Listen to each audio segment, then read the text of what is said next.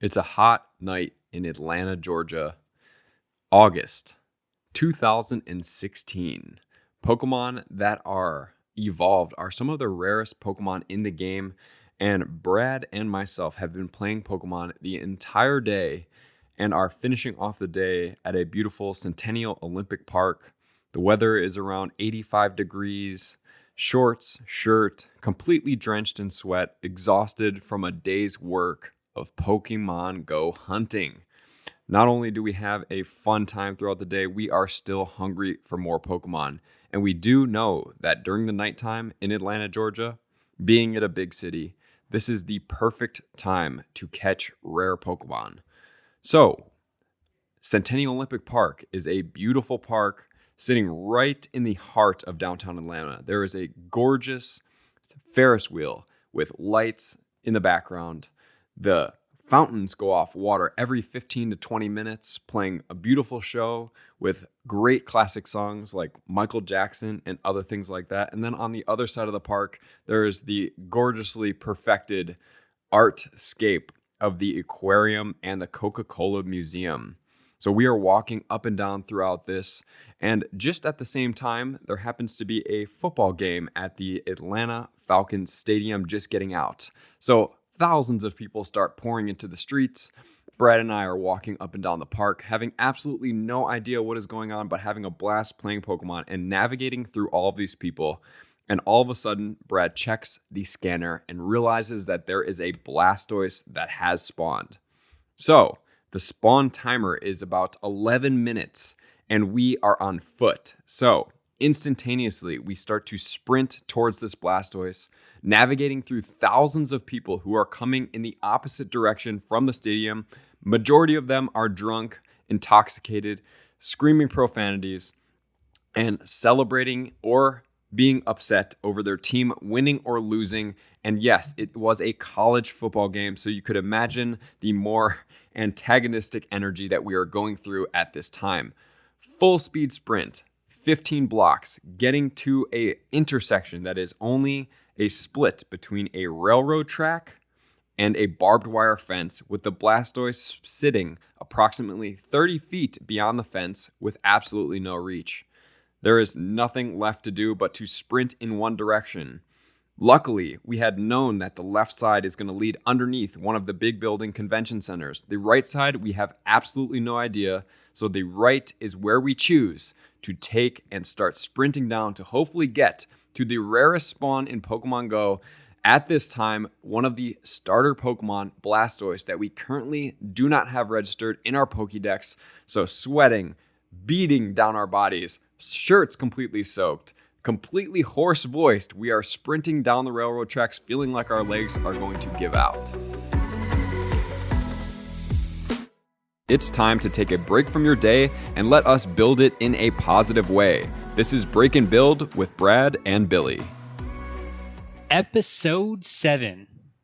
Gotta catch 'em all. Pokemon. Gotta catch 'em all. Speaking of that Pokemon song, I can't believe that I had that guy come out to an event and play that song live for everybody. That was crazy. Wait, you did? Yeah, dude.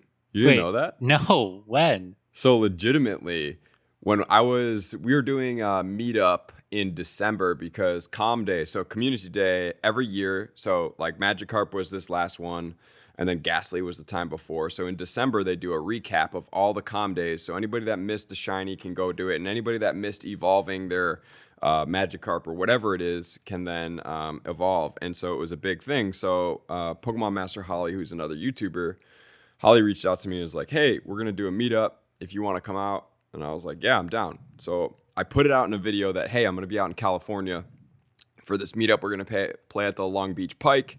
And so I get a message in my Discord that says, hey, can you accept my DM? Because I don't accept DMs from everybody because there's 40,000 people in the Discord and it would be crazy. Mm-hmm.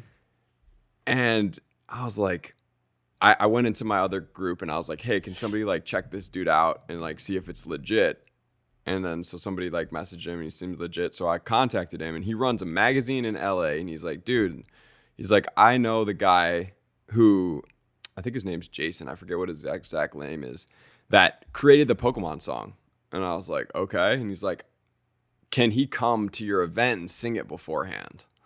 And I was like, yeah, dude, like, absolutely.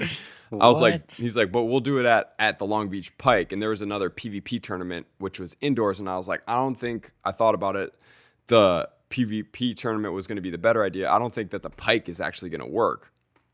Because, like, you'd need a megaphone and it's not going to sound good. And the other one had, like, a stage. So I was like, contacted the PvP guys that already knew that we were all going to be there. And I was like, hey, can we do it here? And they're like, yeah. And I was like, okay, so we'll kick it off like it's an anthem. So this dude comes and legit sings the Pokemon song as an anthem to start off this PvP tournament. And then he also created a Pokemon Go song that nobody has ever heard before that he also launched at that tournament.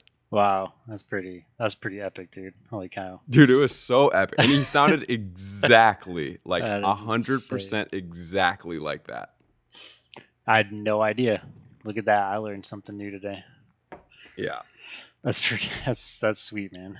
I don't know. I don't even know where we go now. I think that's the episode. All right, that's the end of the episode. Thanks for listening. He totally threw me off of my game right there by having no idea that story was coming. So how did we get into Pokemon Go, Brad? Yeah. Brad got me into Pokemon Go, so I'm gonna let you start off with your experience, and then we'll transition back and forth. Yeah. So my experience really started it off. So the guys at work got me into it, and we had actually like a couple gyms and Pokestops like right around our work building, so we were able to like see stuff while we were at work. And it took me a little bit to like get into it. I was like, oh no, man, like I don't want to get into it. And then I started playing it, and then I was like, okay, now I'm obsessed. I need to catch every single Pokemon. And they told me about this place called Prado, and that's kind of where it all really started. And that's where I went into my hole of Pokemon. So Prado is in Atlanta. It's like just north of the city.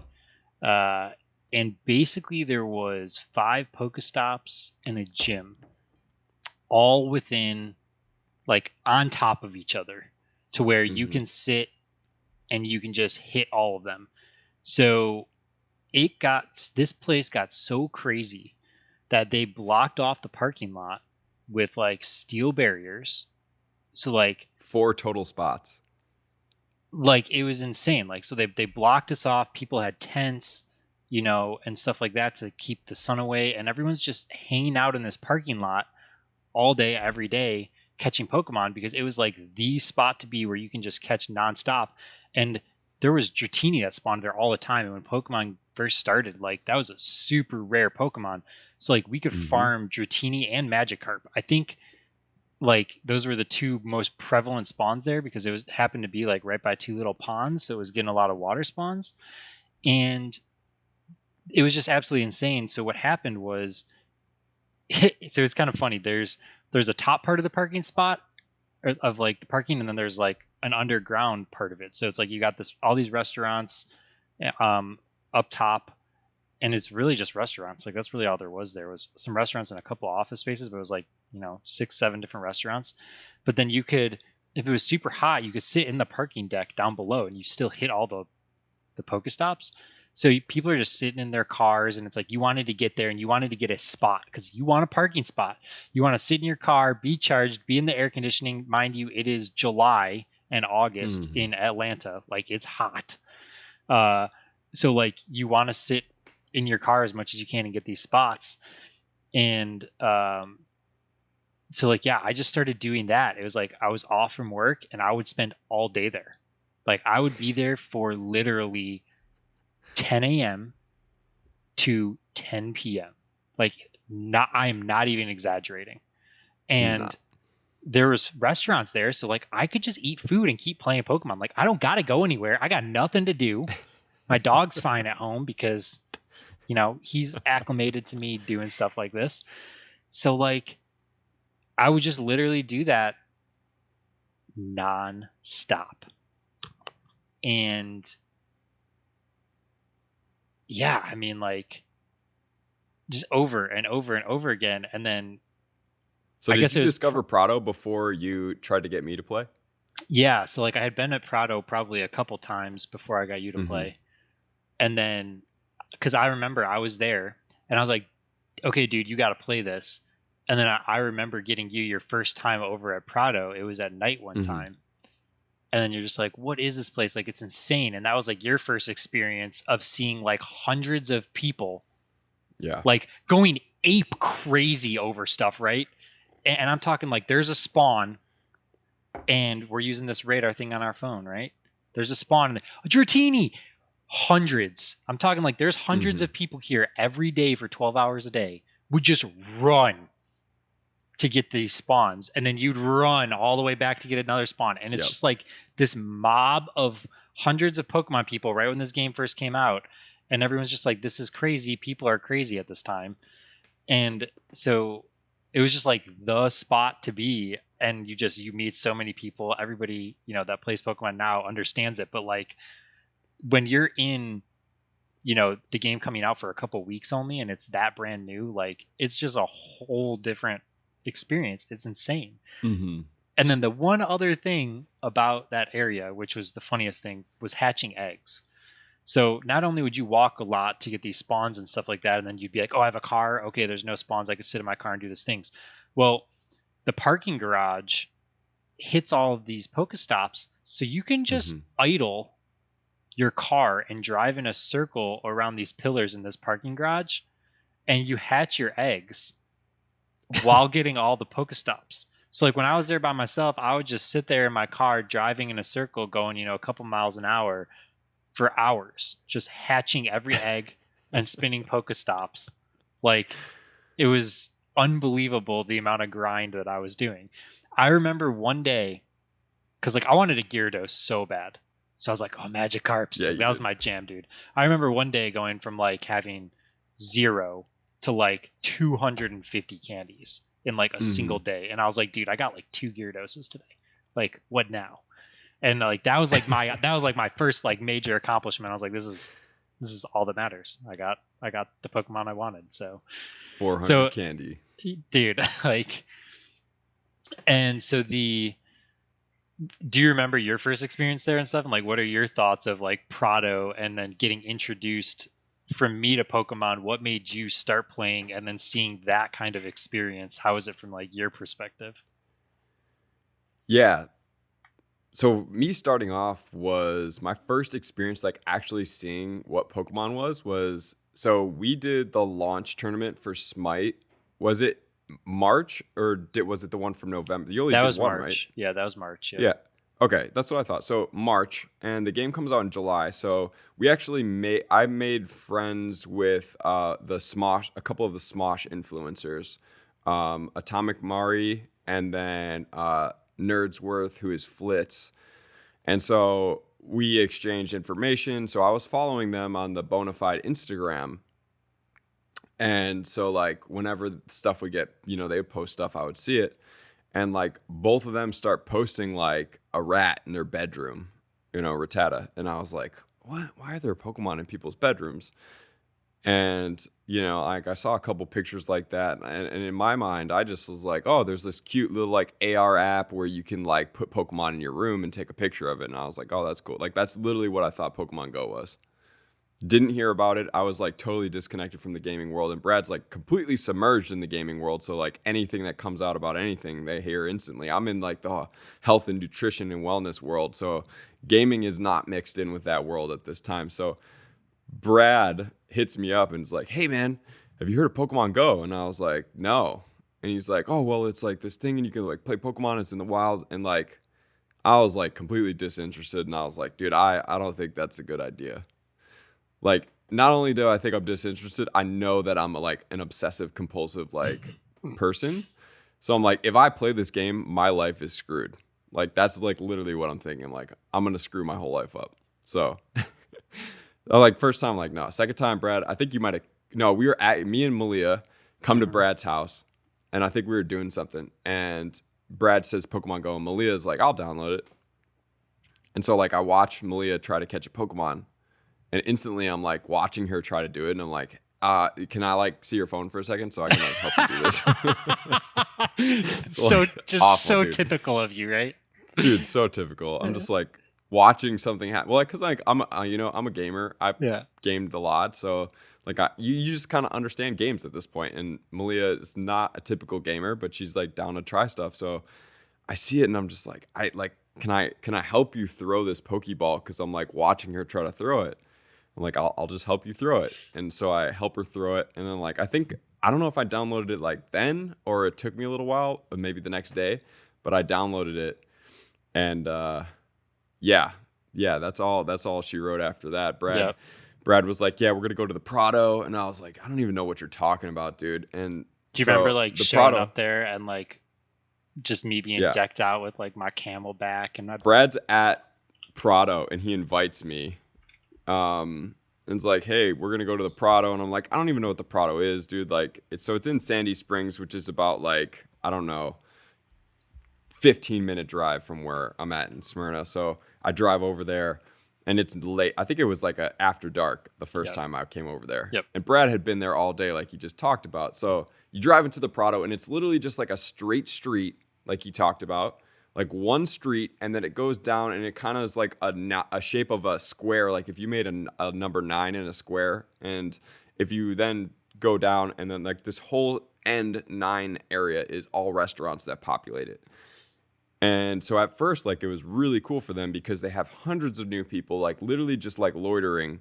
But then also these loiterers get hungry, and so they have to eat, and there's all restaurants right there. So that was great for them. So they decide to allocate the four parking spots, and they literally, like Brad said, put metal around them.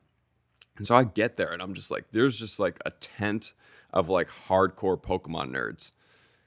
And I Hard. consider myself a hardcore Pokemon nerd too. And I was like, what is going on? And I think I drive up and like somebody yells Dratini, and like just literally like Brad's 150 people get up from their lawn chairs and tents and everything because they had all been there. Yes. And just like mob towards this Dratini. And I was like, dude, this is a little intense for me.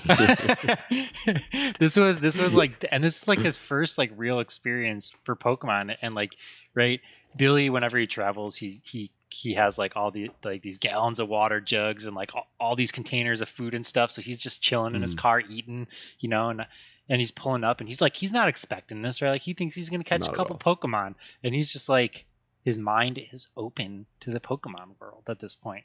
So like, Yeah. I remember it, man. I remember, and then you're like, I remember a parking spot opened up right when you got there, and you pulled up into the parking spot right there and stuff like that. I remember that clear as day. That first arrival at Prado.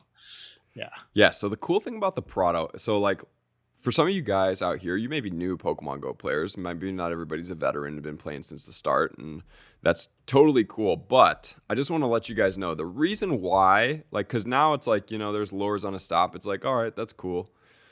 But back then, lures on a stop equal the rarest spawns. Now you put lures on a stop and you're getting like maybe you'll pull like a rare spawn every 30, maybe like not that rare. But back then, legitimately, we put lure, there was lures constantly going on these 5 stops. Mm-hmm.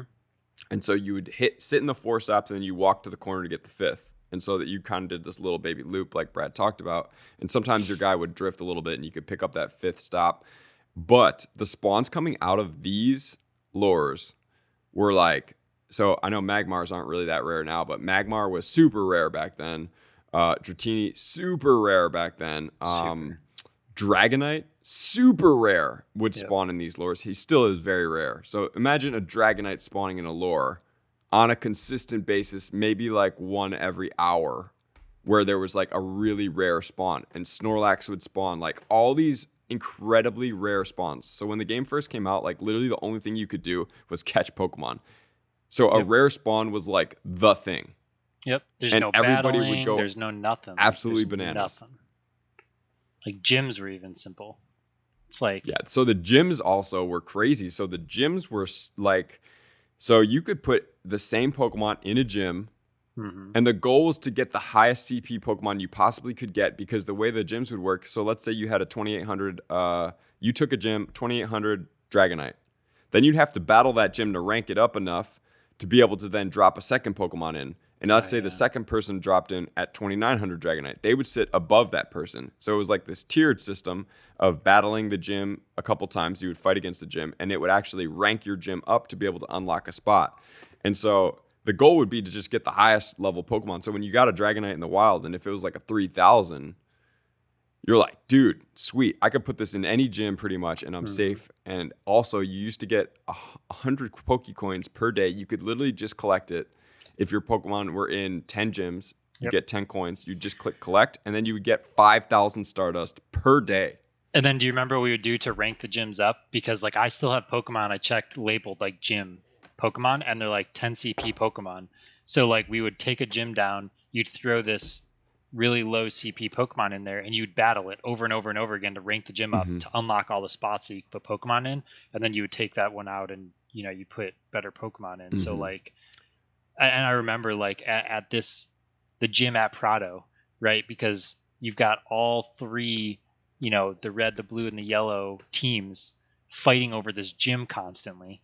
So it's like you'd be battling it, and then, right, if Billy's fighting it, for example, I would be ready to drop a Pokemon in, because like the second it's done, right, you could drop a Pokemon in.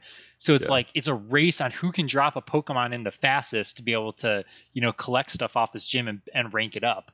So it's like he's battling. He's like, get ready to drop, get ready to drop. And I'm like, boom, drop. All right, I got the gym. And then it's like you miss the gym. It's like, man, now we got to fight it again. So it's like that's the only thing there was battling for this one gym besides catching Pokemon.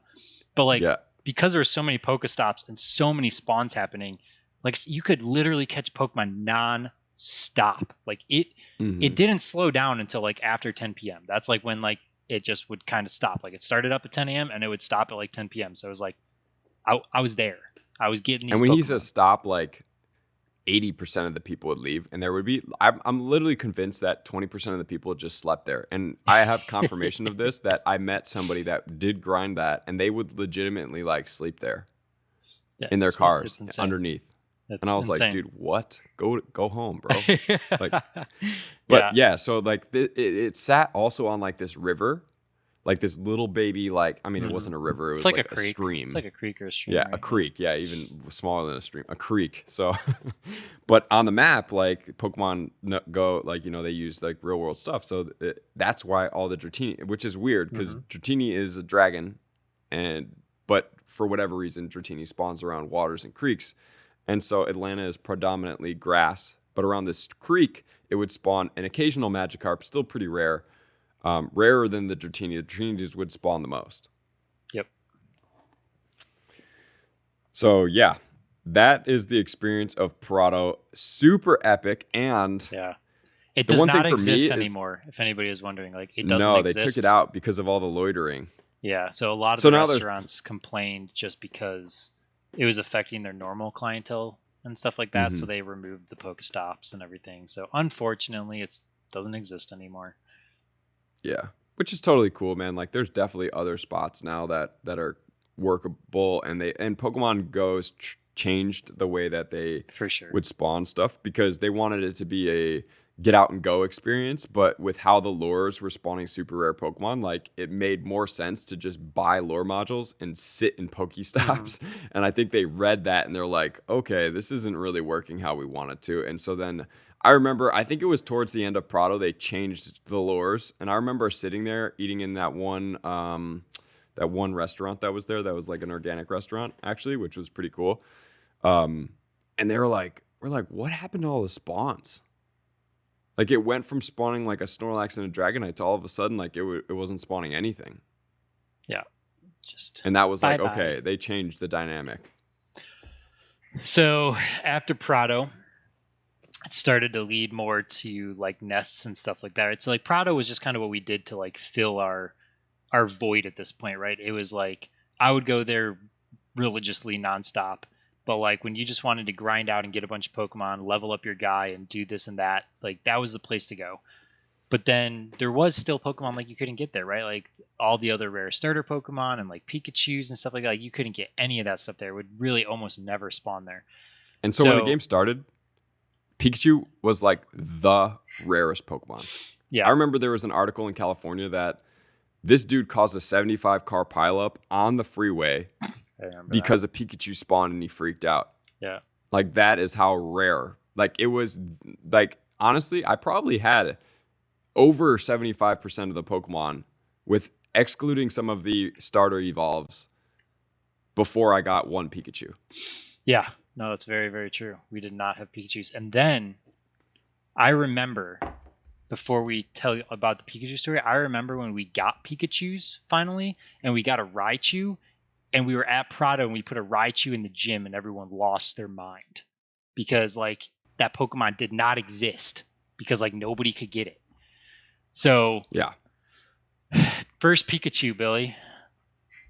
How did we get the first Pikachu?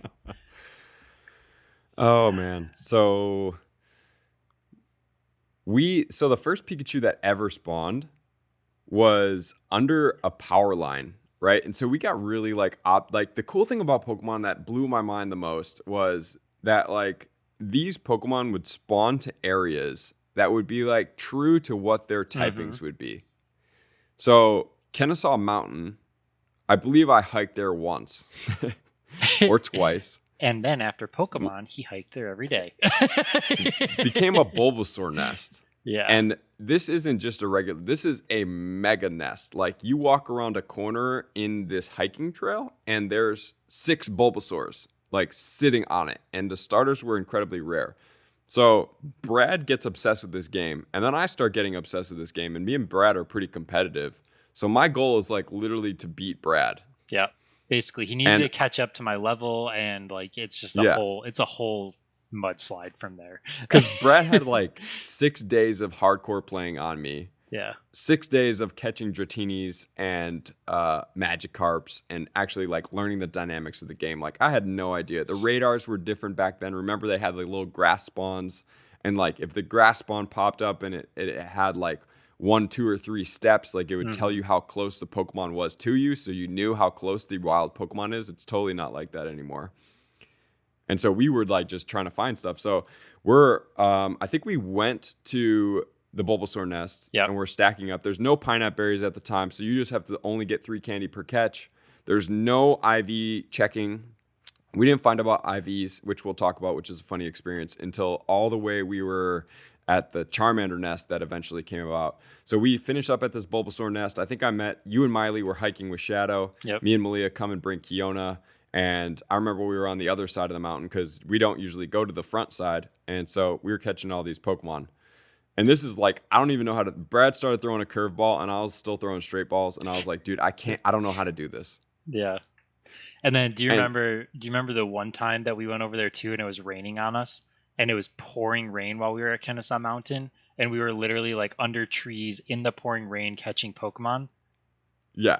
Like that's how ridiculous we were. Like literally torrential downpour, not light drizzles or anything like that, like torrential downpours, and we're running from cover to cover under these trees because we want to catch Pokemon. Dude, it was no joke, man. It was so much fun. No joke. Literally so much fun. Kennesaw Mountain, Bulbasaur nest, and then that was leading you into Pikachu still. Yep. So we're driving home, and I think I'm probably driving. Yeah, he's always driving. So yeah, let's preface it that Billy drives the entire time when we Pokemon hunt for two main reasons. One, I was the radar guy, so basically I'm his navigator, right? I'm his navigator. I'm telling him where to go.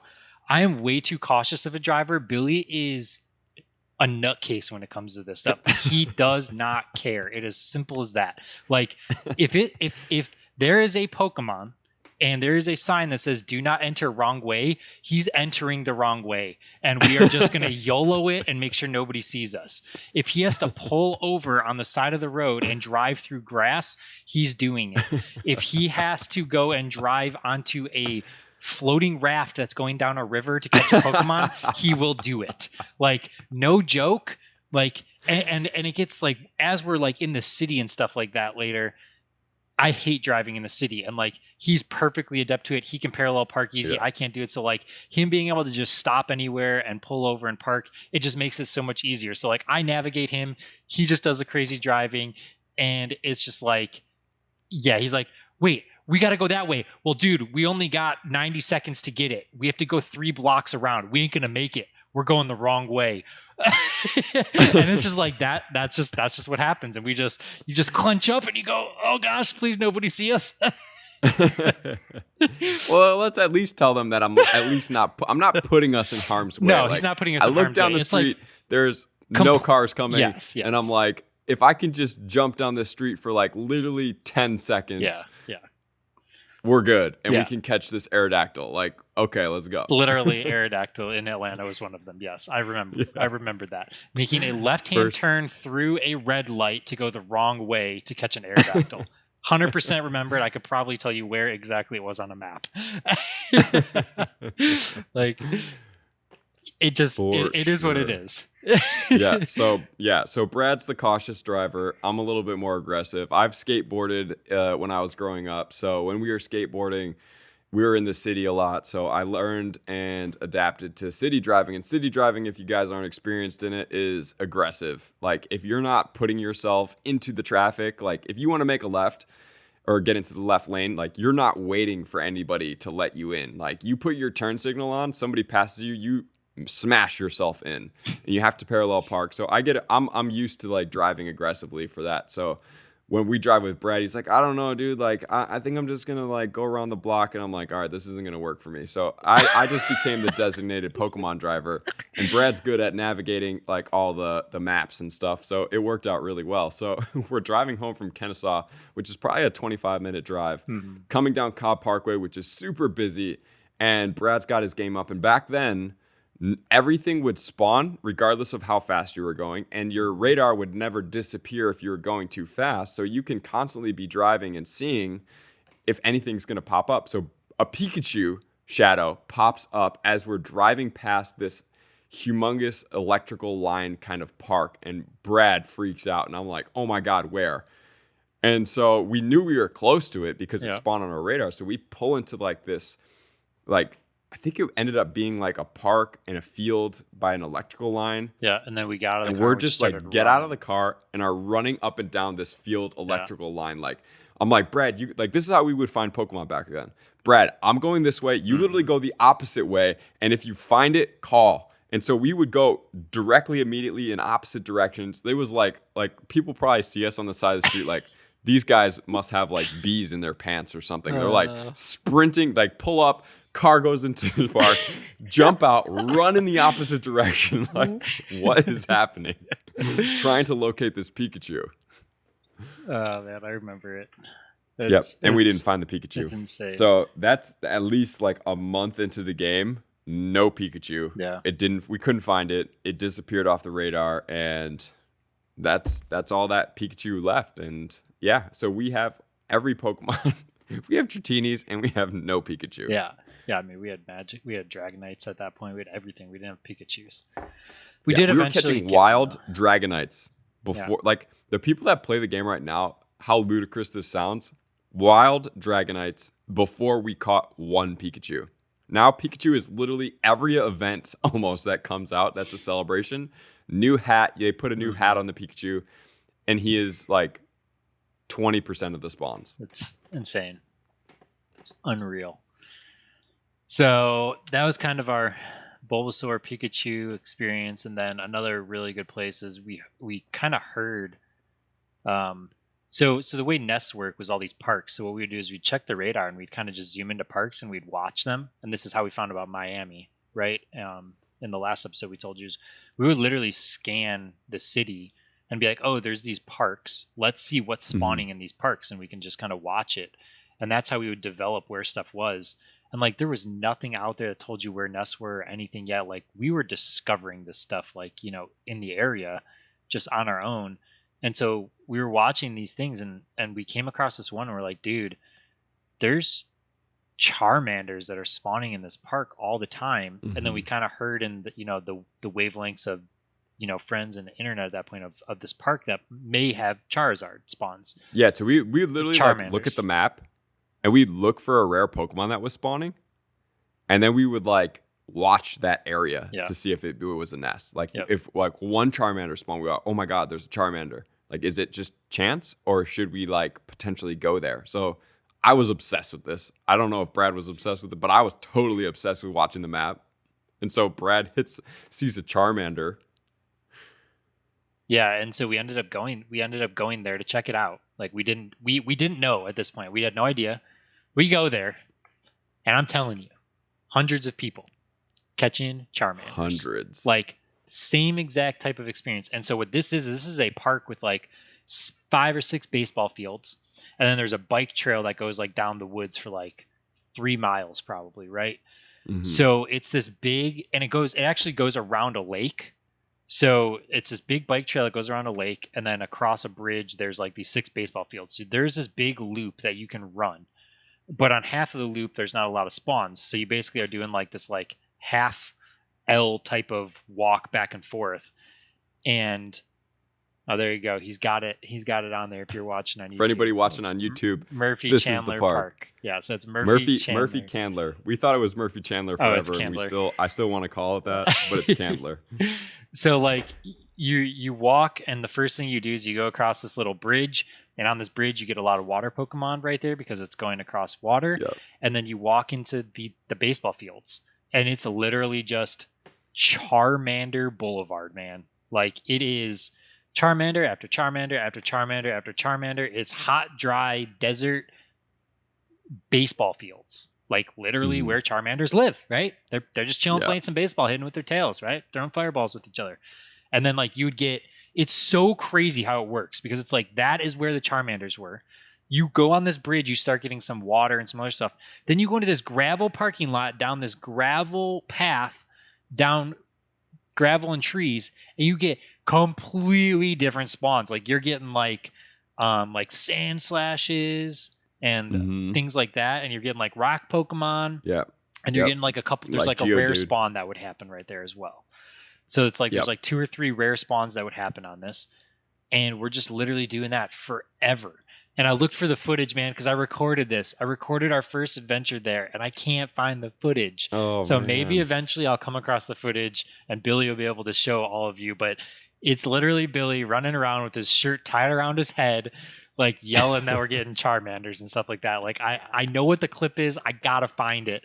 So it's like we recorded some of these adventures. So like if I could find this footage, maybe Billy will have some really old footage of us when we first started catching Pokemon. So at this point, we are like full gung ho. Like Brad's the Camelback guy. Yep. He's got the Camelback. I had a speaker on it with my phone connected to it, playing music for everyone. You remember that? Yeah. Yeah. And then he also had the battery pack. So I didn't have a battery pack, but I had a cord. So I would just hook up to Brad's backpack because I didn't need it that often. So I'm like, why do we need 2 battery packs? So Brad like literally had the pack and would put his water in there and then the cable. So anytime I would need to hook up to charge, I would just you would just daisy chain. He hooked up to Brad's back, but yeah, we would daisy channel. So the park, like although it was spawning Charmanders consistently, like it would maybe have like 2 Charmanders at every 10 minutes to 15 minutes. So we literally spent, and I remember our goal was to get a Charizard, right? Because we didn't have one yet.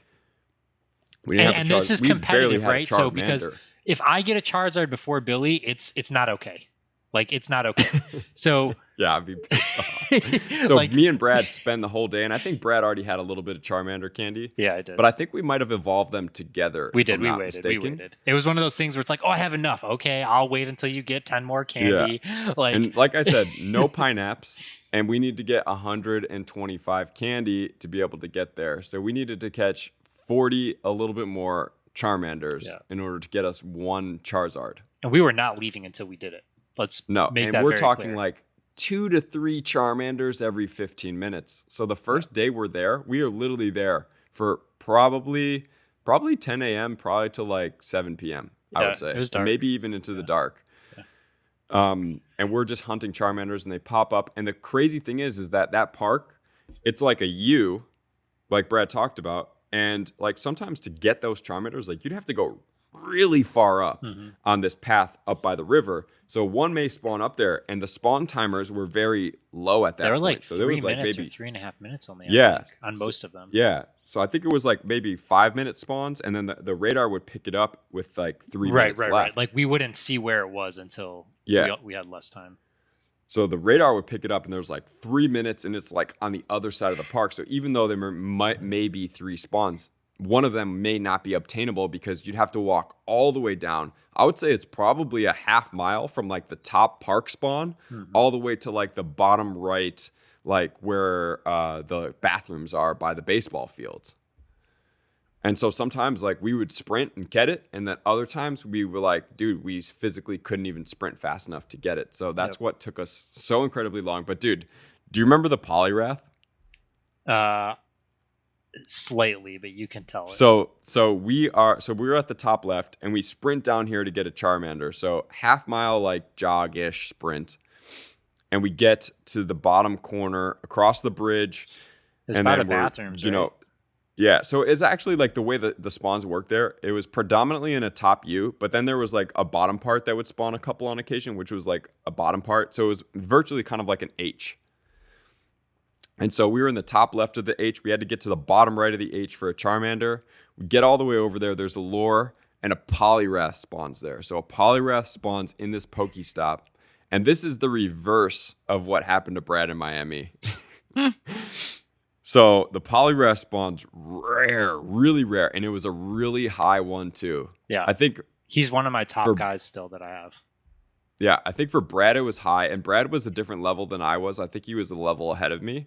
So mine wasn't so high, but it was still pretty high. I think Brad's was like 2,400 or something. So Brad catches it on the first ball.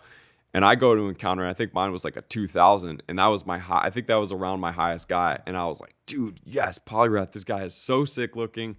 Literally throw like one or two balls. Maybe even it was just one ball. I can't remember if I threw more than one. And it just runs immediately. And I was just like, dang. At this point, I was like, Polyrath was rare. Poliwag was relatively rare. I was like, I'm never going to get a Polyrath again. Like, the one Polyrath ran away. Now I have like 5,000 Poliwag candy. Done, dude. I was so depressed, and Brad gets it, and I'm just like, dang it. I'm done. So, yeah, that's the Charmander nest. We stay there. Brad hatches a Charmander while we're in this nest. Mm-hmm. And so when you hatch a Pokemon, you get better IVs. And we didn't know about IVs. And that happened to be Brad's highest IV Charmander that he had. Yep. So Brad picks this 560. I remember it was around like a 560 Charmander. And evolves it because our levels weren't too high. So we were catching around 560 Charmanders, 500, 490. So Brad picks his highest Charmander, which is his egg hatch Charmander, evolves it. I pick my highest CP Charmander that I have, and I evolve it. And I literally believe that on our way, either leaving this place or on the way home, we maybe stopped at Prado, and somebody mentions, "Oh, dude, nice." That's him. That's the one, man. So if you're watching, what is it? What is his that? name 15, is 15, 10? Just over 10. It's like a mark over 10. Like 11? So Brad hatched like a 91% Charmander. Yeah. And so on the way home, July 23rd, 2016. So that's when this happened. What was it? July 23rd, 2016. Dang. Do you still have the Polyrath? Huh? Do you have the Polyrath? I was looking for it. I didn't find it yet though. Just search. I might have traded that into my Switch. I don't know. Because I did that. I traded like all my good Pokemon to Switch. As we're leaving, this guy mentions, "Hey man, have you guys heard about IVs?" I'm like, me and Brad like literally have this conversation. We like step aside and we're like, "Is this real? Like, do we actually need to like go through our bag?" And we're like, "That's stupid, dude. Like, that's so dumb. Like, we have the highest CP Pokemon. Like, it literally doesn't matter. It doesn't make sense. Like, what does it matter what IVs are?" And we're like, "Yeah, it's fine. It's fine. It's fine." So IVs are like the percentage of how good a Pokemon is. So you can have stats like Brad just showed if you're on YouTube. You can have a 15 attack all the way to a 0. The same happens for defense and stamina. So we were like, just introduced. We're like, this is dumb, dude. Like, this probably doesn't matter. But we're curious. So we go home. We pull up PokeAssistant.com. I think Brad might have found it. And we enter in the stats. And back then it was just like, it gives you a number of like, hey, your Pokemon looks good. And, you know, I forget what the naming system is. It's really not efficient. No. So we enter in our stuff. And I enter in my Charizard. And I'm like, okay, so this Charizard is like a 40%. And I'm like, at this point, I just spent all day at the park and I didn't want to believe that this was like going to matter in the game. Brad enters his in and he gets a top tier one. And it says it's in between probably like a 89 and a 96%. And so there was nothing that we could like siphon in and get exactly what percentage it was unless you maxed out that Pokemon. So we just assume Brad has a 96%. We assume that I have a 51%. And I'm like, I'm not believing this because I just blew all my possible. Charmander candy and I have nothing. Oh, man. Yeah, and we did go there a couple more days. Like we went there a couple more days in a row because we just wanted to, stack some candies up to level our guys up and possibly hatch another one and stuff like that. But yeah, that was that spot. And then we really liked to travel and change stuff up. So then we heard about another Charmander nest up in Chattanooga, which is the Chattanooga Zoo. And it was like the park that was right around the Chattanooga Zoo. So we went up to the Chattanooga Zoo for a day to Pokemon hunt Charmanders. Mm-hmm. So I mean, it was the same thing, but we got to hang out at a zoo and we got to catch a bunch of Charmanders up in Chattanooga. I mean, is there anything that stood out to you from that one? Because I don't really remember anything that stood out. It's just another Charmander nest to me. Yeah, it was literally just a Charmander nest. I mean, I have a clear vision of everything we did. The only thing there, like when Pokemon Go came out, it was July. Like I think it came out on July 5th, if I'm not mistaken. 5th or 6th. I think it was 5th.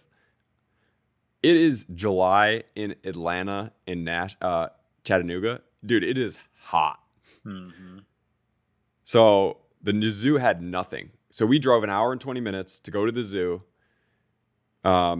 stayed the entire day there, and just caught as many Charmanders as we possibly could. And so when we do go on the long trips, Brad drives, because I have a leased car at the time.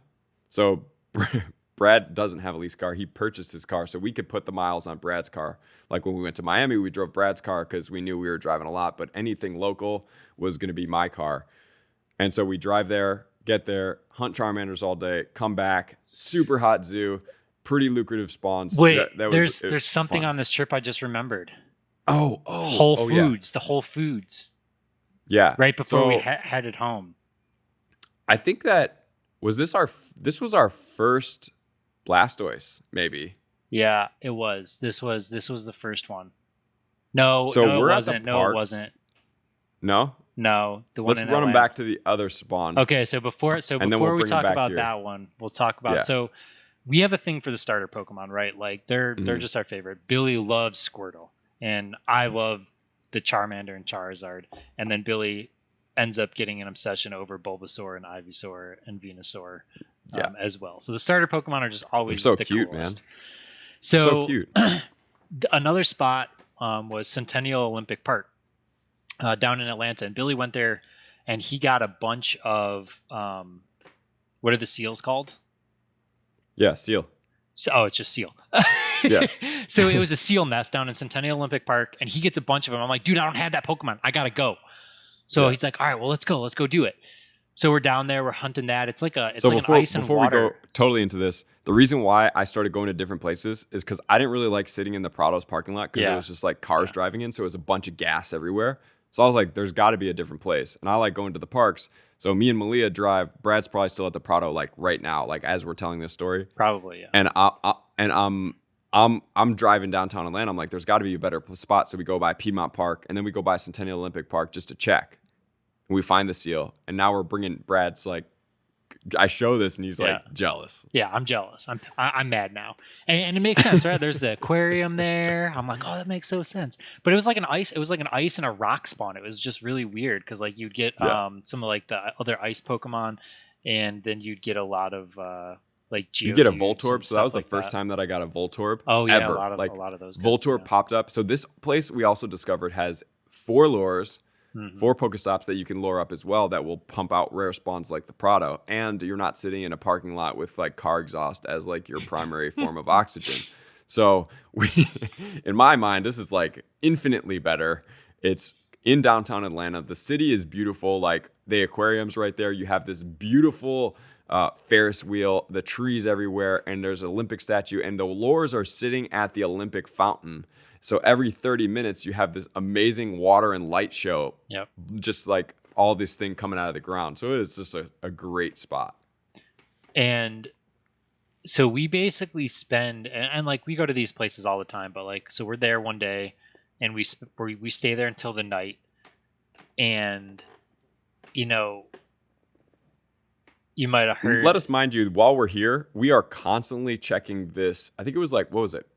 Pokemon Go Dude, I have no Map.com or idea something what like it that. was. Yeah, I don't even know. Pokemap.com or something like that. And we're scanning this site to see if there's any type of rare spawns because now we're in a city.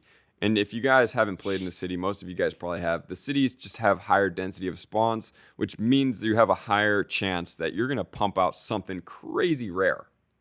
Yep. And so, literally, I look on the radar and I see a Blastoise. We do not have a Blastoise yet.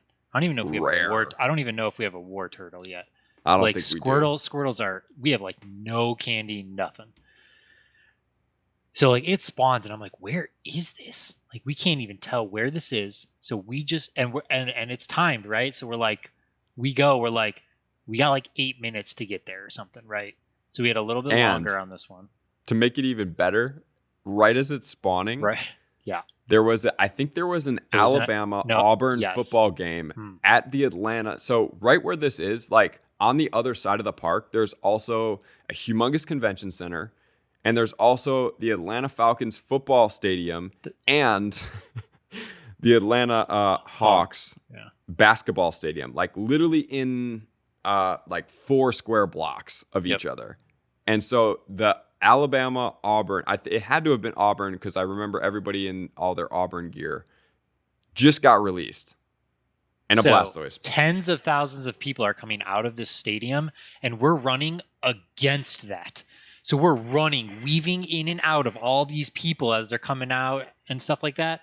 And we're just like sprinting to get this Blastoise, and like we're on a timer. We don't know where this is. Like we are about to venture to where area of the city that we didn't even probably know existed at this point. So we're trying to find it, and we're like, dude, like where is it? Like there's just buildings in our way. We're like, we need to get through these buildings on the other side of the buildings. And then I had done some stuff down there, you know, in the conventions before, and Billy had as well at that point. We're like, dude, like we think that that's like down on the lower level of the conventions. There's like all these train tracks and like kind of subway stuff that kind of go down below the convention. And we're like, okay, well, how do we get there on foot? Like we know how to get there on car. It's 10 blocks the other way. How do we get down there on foot on the opposite side of where we are right now? And like we're trying to figure it out. And then we're getting closer and closer. And we're like, okay, now there's chain link fence in our way. How do we get over this chain link fence and get through it? And we finally find like this alleyway that gets us through.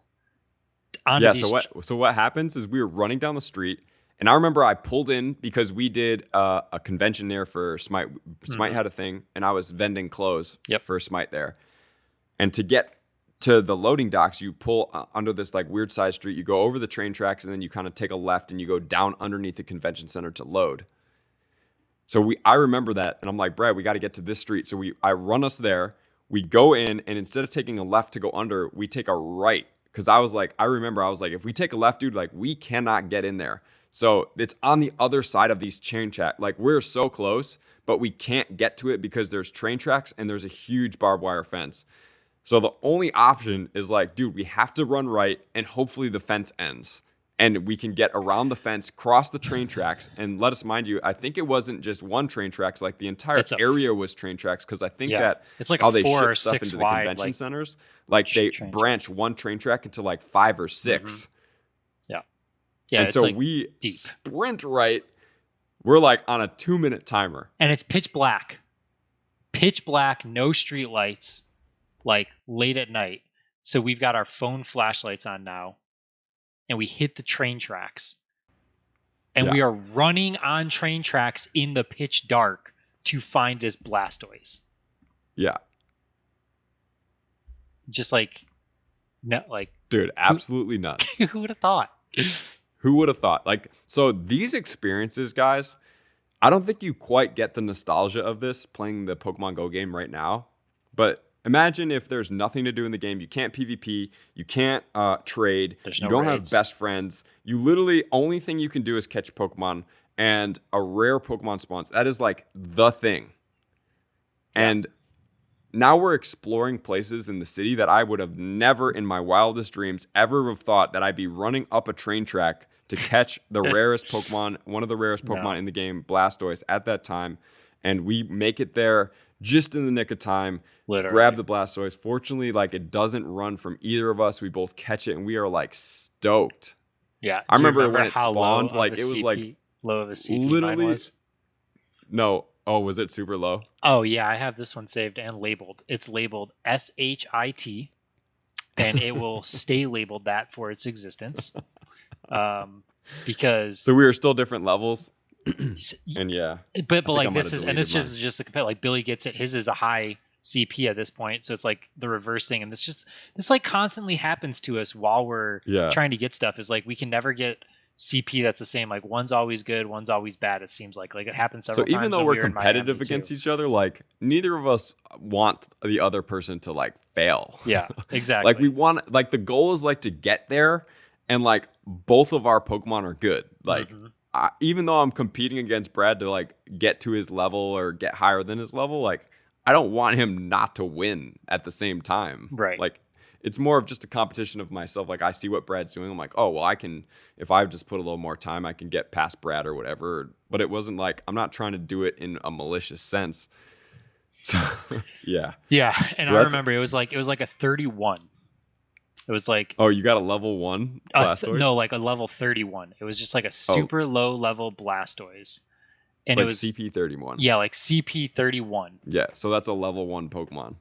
So like, it was just, but I got a Blastoise and I unlocked it, so it wasn't the end of the world. But I just remember like, no, why is it that low? And then Billy's is like all good and stuff. And I'm just like, oh man.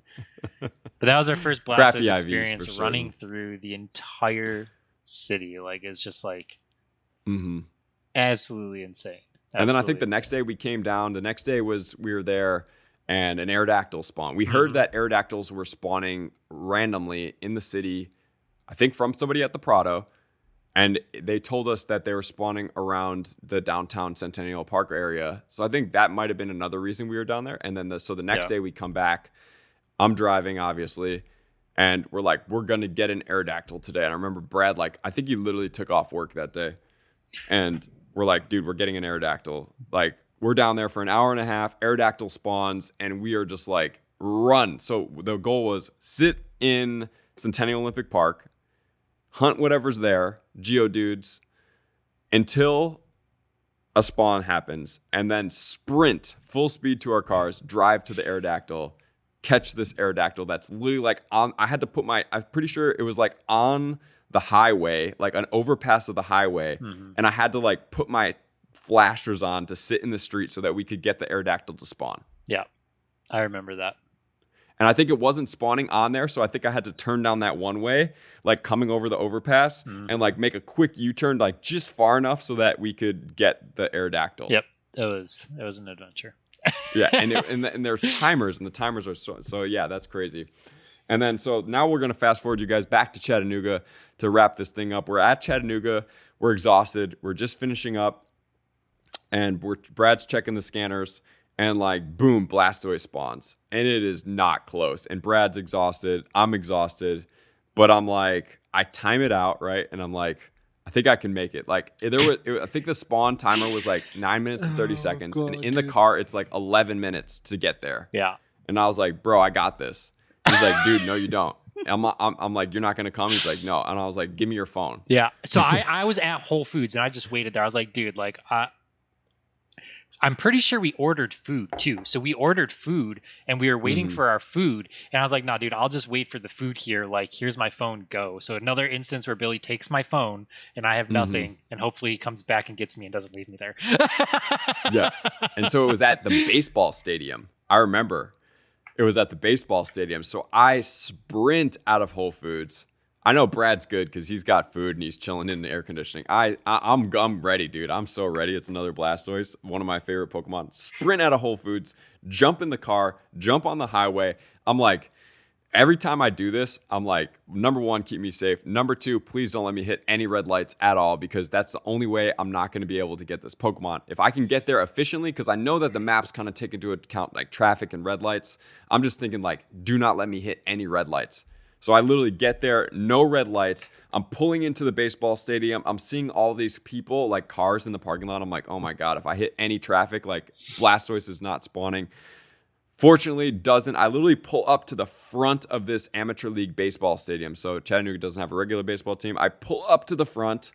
There's a lure going, and I pull up, and boom, the Blastoise spawns for both of us, and I get it, and I'm just like, yes, dude, let's go.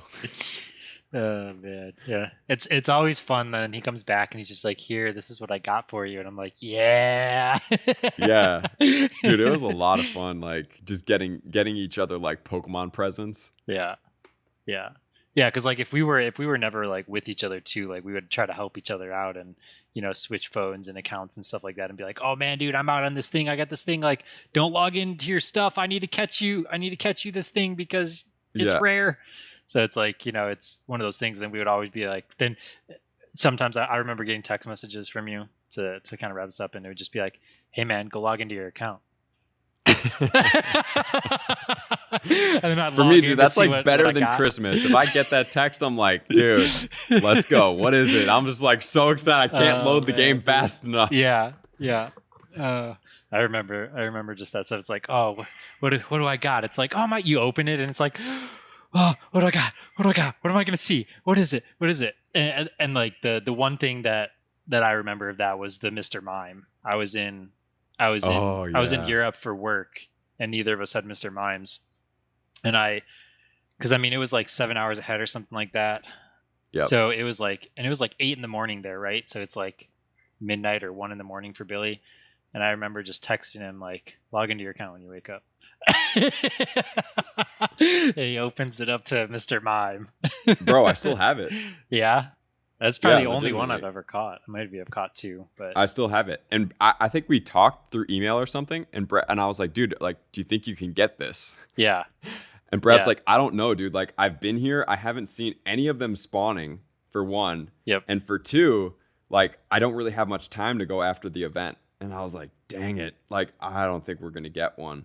Yep. So this is a year later. This is July 9th, 2017. I have it. And that was caught. The date. Yeah, the I got are that's what what mine's from as well. Yep. Yeah. Is it 1321? Is what? Let's see if I appraise it. No, CP. Mine's 1344. Oh, okay. So it looks like you might have powered it up one, maybe.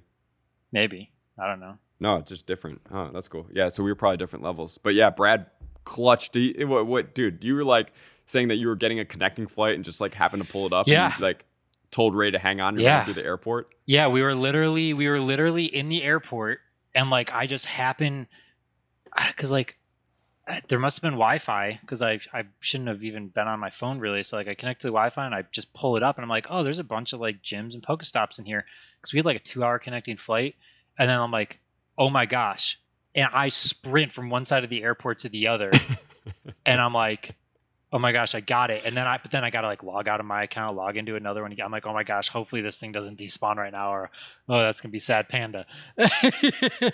So yeah, I mean, I was just like, I was so happy. I just remember like sending you a message and being like, check it, yeah, like got it, yeah, whoa, mission accomplished. So stoked. Yeah, so stoked. Yeah, so good. So I don't know, man. Yeah. The more nostalgia, and more, dude. The more and more we do this, the more and more I want to play Pokemon again. Yeah. So Brad stopped playing.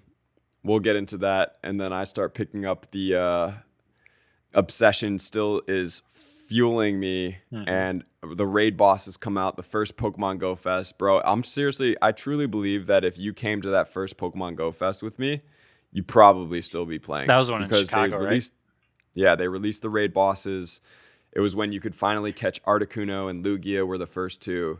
And that just like, that turned it on to a next level for me. And yeah, man. And then that fueled me. And then I got really unproductive feeling, and it eventually led me into YouTube, which is definitely what we'll start getting into in the next episode, where I start taking this thing that is like massively passion based, but like doesn't feel productive. And I'll give you guys some insight into some windows of like, how I don't even know How to if Brad start knows this. how to start channels, how to become content Yeah, creators and stuff exactly. like that. Like the reason I knew how to edit was because Brad came over and I watched him edit a fitness video. Yep. Like for, I don't know, 20 minutes. And I was like, I understood like editing's not that hard at a very simplistic level. It's just time consuming just Yep. to make sure that like everything lines up. And that's really it. Like dude, my skill set to make me get where I am today was very rudimentary and basic. So yeah, that'll be next week. So thank you everybody for watching, listening. Like, comment, subscribe, do everything. Let us know your thoughts, comments, and stuff. And obviously, if there's anything that you want us to touch on in future episodes, definitely leave us a comment, and we'll just continue our journey with you guys.